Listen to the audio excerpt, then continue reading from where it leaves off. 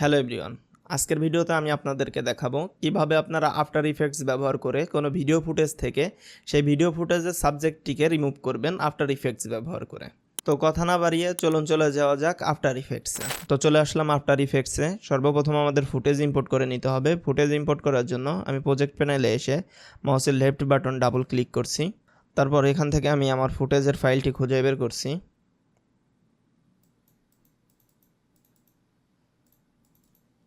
আমি এখান থেকে ফুটেজটি ইম্পোর্ট করে নিলাম। এখন আমাদের একটি কম্পোজিশন তৈরি করে নিতে হবে। কম্পোজিশন তৈরি করার জন্য আমি নিউ কম্পোজিশনে চলে যাচ্ছি। এখান থেকে 25 ফ্রেম রেটের একটি ফুল এইচডি কম্পোজিশন আমি সিলেক্ট করে নিচ্ছি। তারপর এখান থেকে আমি ওকে প্রেস করে দিচ্ছি। এখন প্রজেক্ট প্যানেলে গিয়ে আমাদের ফুটেজটিকে ধরে আমি ড্র্যাগ করে টাইম লাইনে এনে ছেড়ে দিচ্ছি। এখন ফুটেজটি সিলেক্ট থাকা অবস্থায় টুলবারে গিয়ে পেন টুল সিলেক্ট করে নিতে হবে। পেন টুল সিলেক্ট করা হয়ে গেলে আমি যেভাবে এটিকে মাস্ক করে নিচ্ছি আপনারা ঠিক এইভাবে মাস্ক করে নেবেন। আর খেয়াল করে নেবেন আপনাদের যে ভিডিও ফুটেজটি আছে এটি যেন সিলেক্ট থাকে।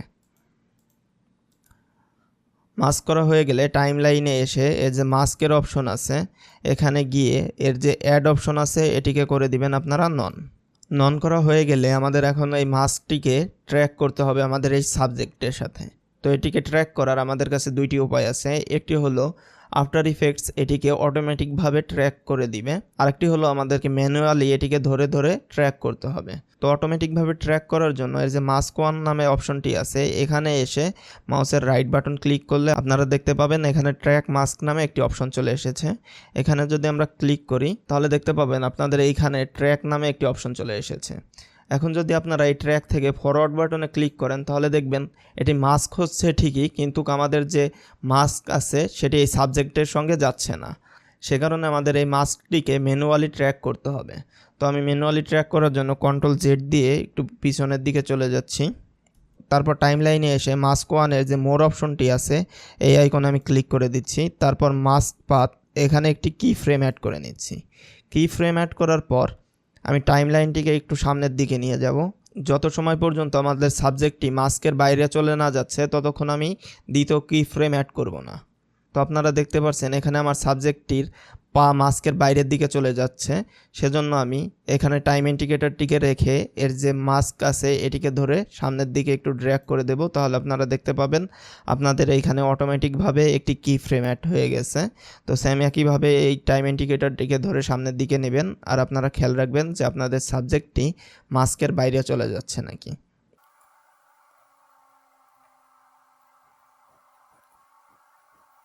তো মাস্কটি ট্র্যাক করা হয়ে গেলে আপনারা টাইম ইন্ডিকেটরটিকে ধরে সামনে পিছনে নিয়ে এটির একটি প্রিভিউ দেখে নিতে পারেন যে আপনাদের সাবজেক্টটি মাস্কের বাইরে চলে যাচ্ছে নাকি।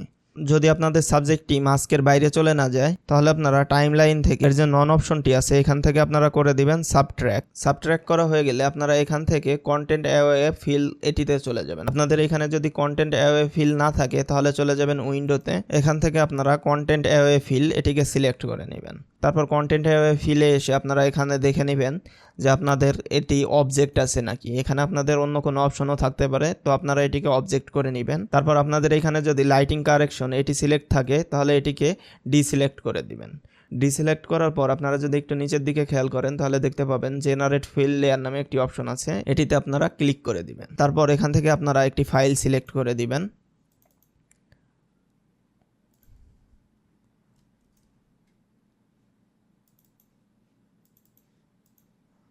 তো ফাইল সিলেক্ট করা হয়ে গেলে আপনারা এখানে দেখতে পাবেন আপনাদের কম্পোজিশন 1 অ্যানালাইজিং হচ্ছে। তো অ্যানালাইজিং হয়ে গেলে আপনারা আবারও দেখতে পাবেন আপনাদের কম্পোজিশন 1 রেন্ডারিং হচ্ছে। তো এখানে আপনাদের কিছু সময় অপেক্ষা করতে হবে। এটি নির্ভর করে আপনার পিসির উপর যে আপনার পিসি কত দ্রুত কাজ করতে পারে। এখন যদি আপনারা টাইম লাইনের দিকে খেয়াল করেন তাহলে দেখতে পাবেন ফিল নামে আরেকটি লেয়ার এখানে তৈরি হয়ে গেছে। তো এখন যদি আপনারা এটিকে প্লে করেন তাহলে দেখতে পাবেন আপনাদের যে সাবজেক্টটি ছিল সেটি এই ফুটেজ থেকে সুন্দরভাবে রিমুভ হয়ে গেছে এবং কোনোভাবে বোঝাই যাচ্ছে না যে এখানে কোনো সাবজেক্ট ছিল।